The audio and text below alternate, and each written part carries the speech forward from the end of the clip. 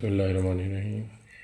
Class 9 exercise 1.2 question number 2 part 7 में इसने में 64 पावर -2/3 इज डिवाइडेड बाई 9 -3/2। हम इसको फ्रैक्शन की फॉर्म में भी लिख सकते हैं। मतलब अगर हमारे पास क्वेश्चन है इस तरह 3 इज़ डिवाइडेड बाई 2, तो 3 2 पे डिवाइड हो रहा है, तो हम इसको 3 इज़ डिवाइडेड बाई 2 फ्रैक्शन की फॉर्म में भी लिख सकते हैं। सेम इसी तरह हम इस क्वेश्चन को भी फ्रैक्शन की फॉर्म में पहले लिखेंगे।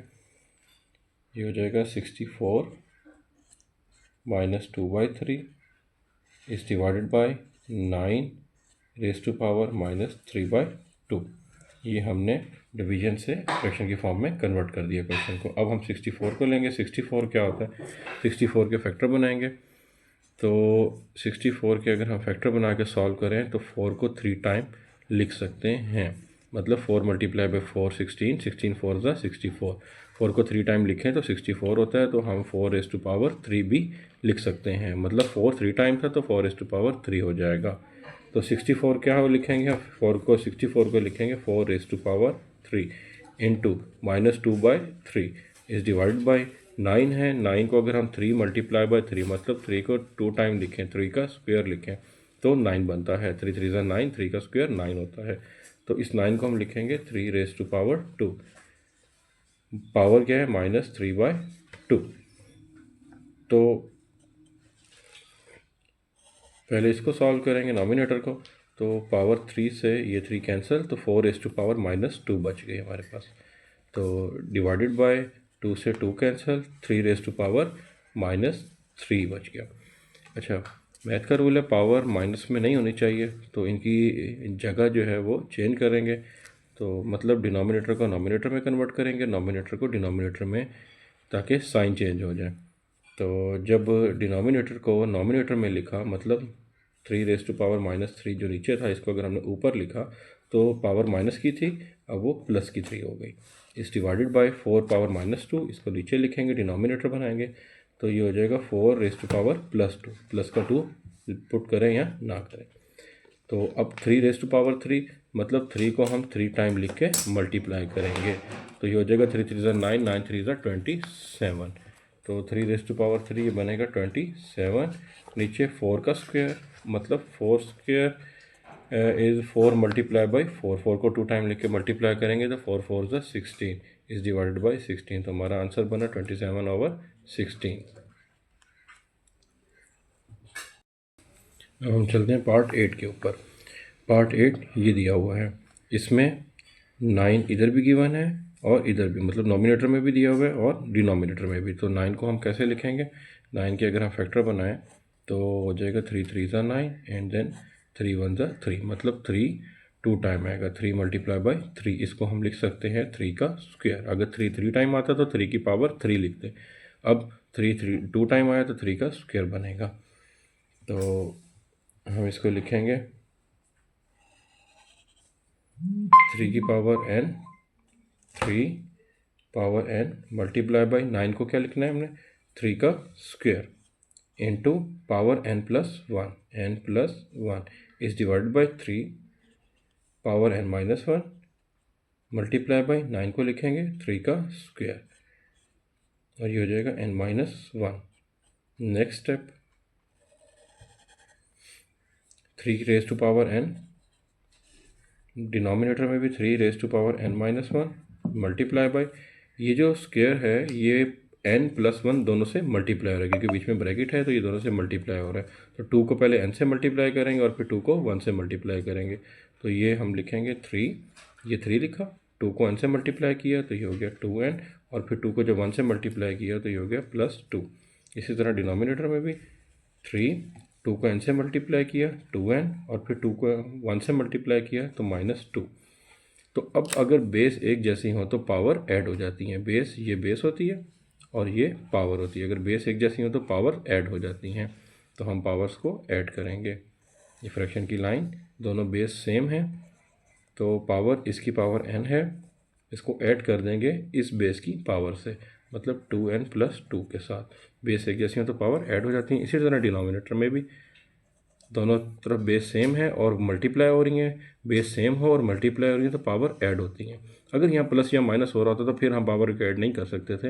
अब बेस सेम है और मल्टीप्लाई हो रहे हैं, इसीलिए हम पावर को ऐड कर सकते हैं। तो ये हो जाएगा n-1 और इसकी पावर है +2n-2। तो नेक्स्ट स्टेप,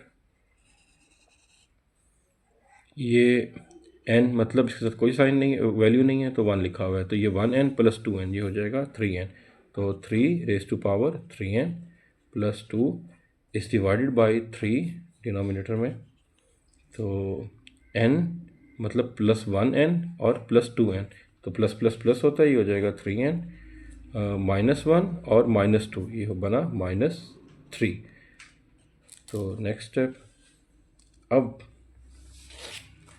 ऊपर भी बेस 3 है, नीचे भी बेस 3 है, तो ये 3 पावर 3n + 2, इसकी जो पावर है 3n - 3, इसको ऊपर लेके जाएंगे, मतलब डिनोमिनेटर से नोमिनेटर में कन्वर्ट करेंगे। अगर डिनोमिनेटर से नोमिनेटर में कन्वर्ट करें तो पावर के साइन चेंज हो जाते हैं अगर बेस सेम है तो इसकी भी बेस सेम 3 थी और इसकी बेस भी 3 थी, तो हम इसको ऊपर लेके जा सकते हैं, मतलब डिनोमिनेटर से नोमिनेटर में कन्वर्ट कर सकते हैं। तो पावर के साइन चेंज होंगे, 3n प्लस का था तो ये हो जाएगा -3n, -3 था ये ऊपर लेके गए तो ये हो जाएगा +3। तो नेक्स्ट स्टेप 3, अब ये 3n और ये -3n, ये दोनों कैंसिल हो गए, +2 और +3, ये हो गए 5। तो मतलब 3 को हमने 5 टाइम लिख के मल्टीप्लाई करना है। तो 3 को अगर 5 टाइम लिख के मल्टीप्लाई करें तो आंसर आता है 3 3 ज़ा 9, 9 3 ज़ा 27, 27 को 3 से मल्टीप्लाई करें तो 81, 81 को अगर हम 3 से मल्टीप्लाई करें तो देखते हैं क्या बनता है। 3 1 ज़ा 3, 8 3 ज़ा 24, 243, मतलब 3 को 5 टाइम लिख के अगर मल्टीप्लाई करें तो आंसर है आएगा हमारे पास 243। ये हमारा फाइनल आंसर आ गया। अब देखते हैं पार्ट 9। पार्ट 9 में उसने ये क्वेश्चन दिया हुआ है और यहाँ पे लिखा हुआ है 6.5n+1। ये डॉट का मतलब मल्टीप्लाई है, पॉइंट नहीं है।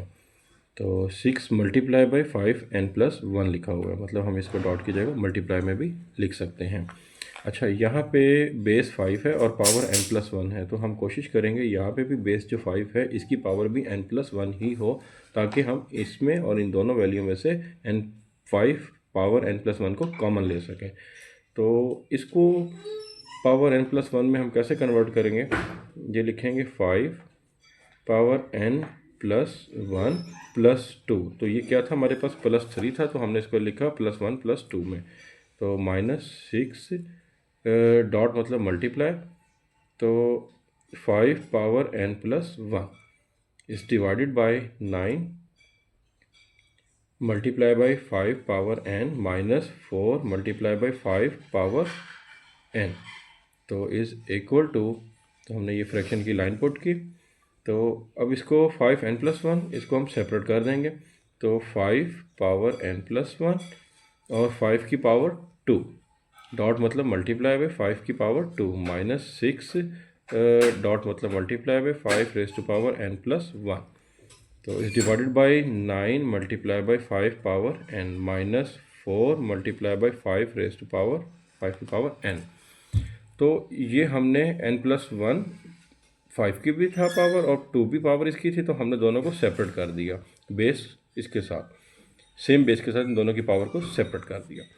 उसके बाद नेक्स्ट स्टेप, ये हमने क्यों सेपरेट किया, ताकि हम नॉमिनेटर में 5n+1 को कॉमन ले सकें, जो इस वैल्यू में भी है और इस वैल्यू में भी गिवन है। हमने लिखा 5 पावर n+1 कॉमन लिया।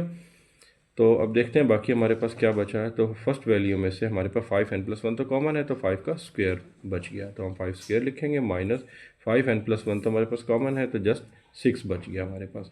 डिनोमिनेटर में इधर भी बेस 5 पावर n है और इधर भी बेस 5 पावर n है, दोनों में सेम है, तो 5 ये हम कॉमन लेंगे, बेस 5 पावर n हमने कॉमन ले लिया और इसके अंदर से 5 और n तो कॉमन आ चुके हैं, तो हमारे पास 9 बचा, माइनस इधर हमारे पास 5n कॉमन है, तो जस्ट 4 बच गया।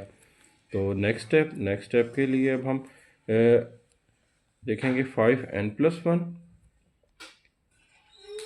और डिनोमिनेटर में 5 रेज़ टू पावर n है, और ये 5 का स्क्वायर, 5 स्क्वायर मतलब 25 minus 6 is divide by 9 minus 4, answer is 5 हमारे पास बच गया। तो ऊपर क्या है 5n+1 और इस डिवाइडेड बाय हमारे पास 25 माइनस 6 तो 19 बचा। डिनोमिनेटर में हमारे पास इसकी पावर क्या है, 5 की पावर 1 है। अब ये 5 पावर n और ये 5 की पावर 1 दोनों की बेस सेम है और दोनों मल्टीप्लाई हो रहे हैं, तो हम पावर्स को ऐड कर सकते हैं। मतलब एक 5 बेस लिखी, n+1 लिख सकते हैं, पावर को ऐड कर दिए, इसकी पावर और इसकी पावर को, बेस सेम होने की वजह से और मल्टीप्लाई होने की वजह से पावर ऐड हो गई। अब ये भी 5 की पावर n+1 है और ये भी 5 की पावर n+1 है, ये पूरा इससे कैंसिल हो गया, तो हमारे पास जस्ट 19 आंसर आ गया।